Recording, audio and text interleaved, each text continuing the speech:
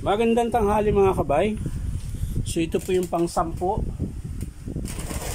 na repair ko mga kabay, 39118J.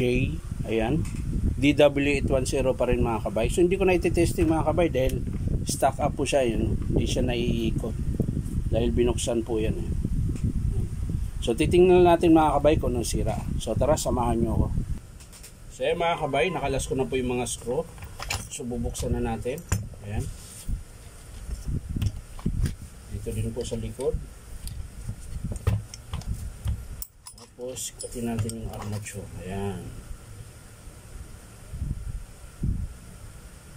So ayan po mga kabay. Ayan.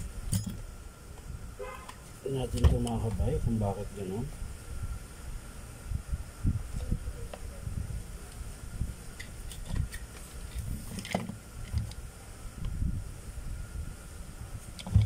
So mga kabay, medyo wala po akong nakitang sira dito, pero iti-testing natin mga kabay dahil ito po yung sleeve nya ay sira. Ayan.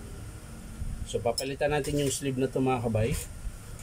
Baka ito lang ang dahilan, yan lang ang ano,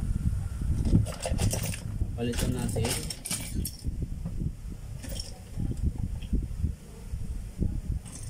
Testing. Ayan. Hanapin na medyo maganda-ganda pa. Ito, pwede na ito.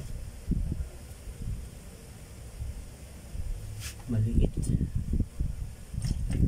Maliit mga kabay.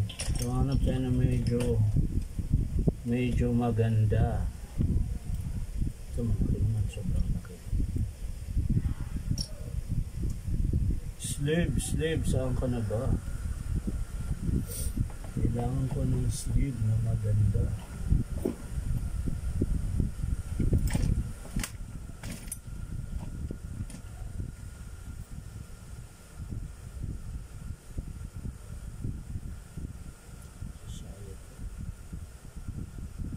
Hindi talaga mga kabay. Hanap mo na ako mga kabay. So yan mga kabay, nakahanap tayo ng sleeve. Ayan. Tingnan natin. Pero sira na rin tong ano niya, bearing. Tanggalin lang natin tong sleeve niya na sira. Ayan po. Ito po yung luma niya na sleeve. Oh. Tapos testing natin na yan.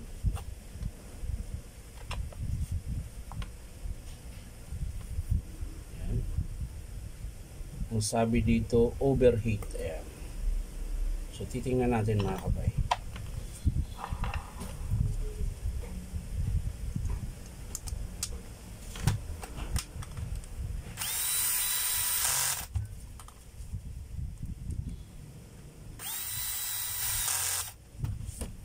So yan, wala po siyang carbon mga kabay. So titesting natin. Meron naman ako rito.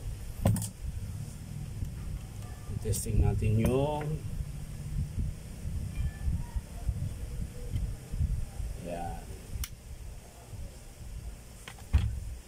sa kabila rin.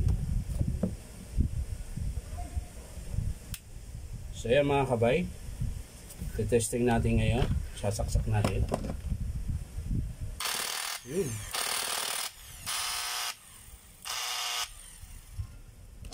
So may sira po mga kabay. Iba po yung andam.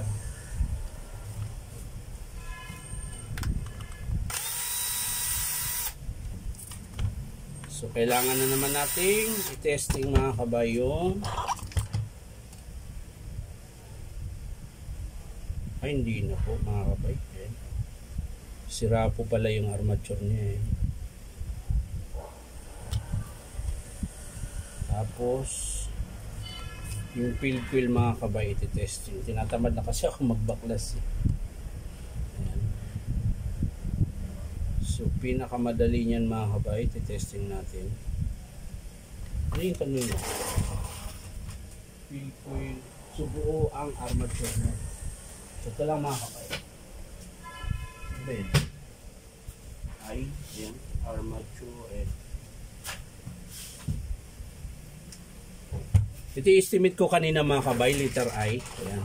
Bali ang armature nito buo. So iti-testing natin dito mga kabay. Alasin lang natin. So ito yung mga kabay. Ito yung armature ng liter I. Ayan po, liter I. Iti-testing natin ngayon dito sa liter J. Ayan. Tingnan natin kung buo ba yung field coil niya. Ayan. Testing natin ulit mga kabay. Dalawang screw lang.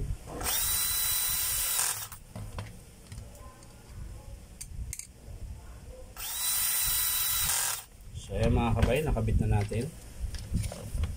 Kakabit lang natin yung carbon mga kabay.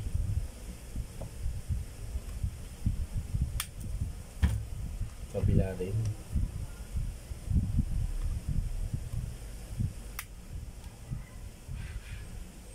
So yan mga kabay, titesting natin ngayon.